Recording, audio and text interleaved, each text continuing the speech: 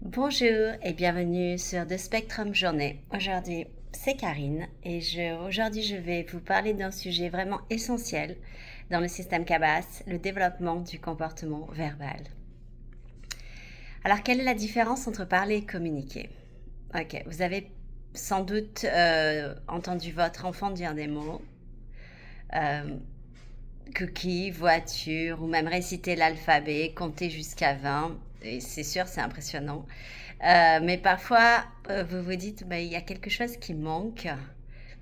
Il dit tous ces mots, mais il ne vous regarde pas, il ne pose pas de questions, il ne répond pas. Quand vous lui posez une question, il ne suit pas les consignes. Il ne cherche pas de réaction, de connexion avec vous. Et c'est là qu'on se demande, mais est-ce qu'il comprend vraiment ce qu'il dit ou est-ce qu'il cherche à communiquer avec moi quelque part en utilisant ces mots? Et, euh, et donc là, on rentre tout de suite dans la thématique de le langage, les mots, c'est pas juste le langage, c'est pas juste parler, c'est pas juste des mots. On peut parler sans vraiment communiquer. Un enfant, il peut répéter des mots ou des phrases, ce qu'on appelle écolalie, mais sans jamais faire aucun lien avec le contexte ou essayer de trouver une interaction avec vous. Euh, Par exemple, votre enfant peut répéter euh, plein de fois le même mot sans jamais vous regarder, sans vraiment vous montrer quelque chose qu'il voudrait. Euh, il ne réagit pas quand vous lui donnez ce qu'il dit. Euh, Ça, ce n'est pas encore une vraie demande fonctionnelle. C'est juste un mot. Dans l'analyse du comportement, on apprend qu'il existe plusieurs fonctions du langage. Il y a par exemple demander ce qu'on veut, on appelle ça un mind. Il y a nommer ce qu'on voit, c'est un tact. Euh, alors, demander ce qu'on veut, c'est quand il vous dit cookie en pointant vers la boîte de cookies. Ça, c'est une mande. Nommer ce qu'on voit, ça a une fonction vraiment, vraiment sociale, vraiment une fonction de connexion. Et c'est juste, vous vous baladez dans la rue il voit un chien, il dit chien. Ça, c'est un tact. Répéter ce qu'on entend. Vous dites pomme et hop, il répète pomme. Répondre à des questions dans ce qu'on appelle la base de la communication ou suivre des consignes. En fait, et etc., etc.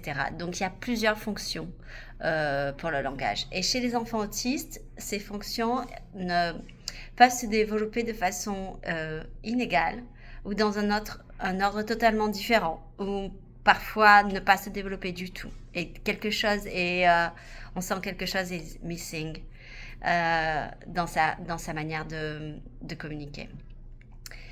C'est pour ça que dans la CABAS, framework, on ne se contente pas de faire parler les enfants. Le but, c'est de les aider à communiquer avant tout, à utiliser les mots pour dire ce qu'ils ressentent, exprimer un besoin, poser une question, partager une idée ou simplement créer un lien avec vous. Et tout cela, ça s'apprend. Ça n'arrive pas comme ça. Et ça prend du temps et avec des renforcements positifs, beaucoup d'attention, une structuration de, de l'enseignement et des encouragements et ça peut se développer. Ça se développe. Alors, comment ça se développe dans la méthode CABAS? Alors, tout l'enseignement est organisé autour du développement du comportement verbal. On apprend, c'est des étapes. On apprend d'abord à demander, on apprend à interagir, on apprend à nommer ce qu'on voit, on apprend à répondre, on apprend à poser des questions et même on apprend à penser avec des mots. Et on fait tout cela avec des outils très simples, des renforcements motivants, des instructions claires et ciblées, des répétitions vraiment concises et ciblées et surtout beaucoup, beaucoup d'interactions humaines. Trouver tous les moyens d'interagir avec votre enfant.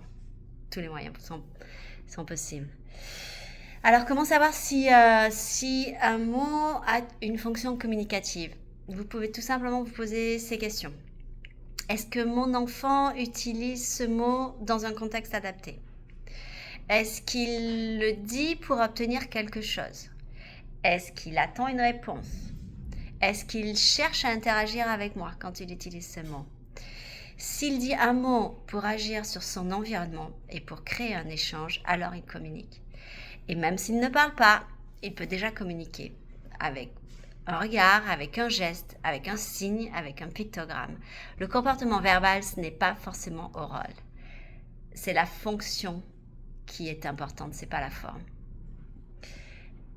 Donc en résumé, parler c'est bien, mais communiquer c'est mieux.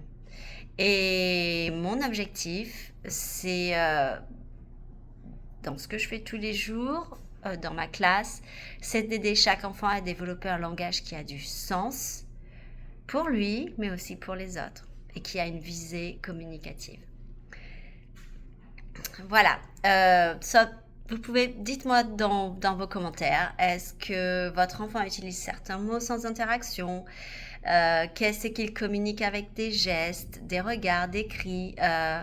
Je peux vous aider à repérer où il en est et comment l'aider à progresser.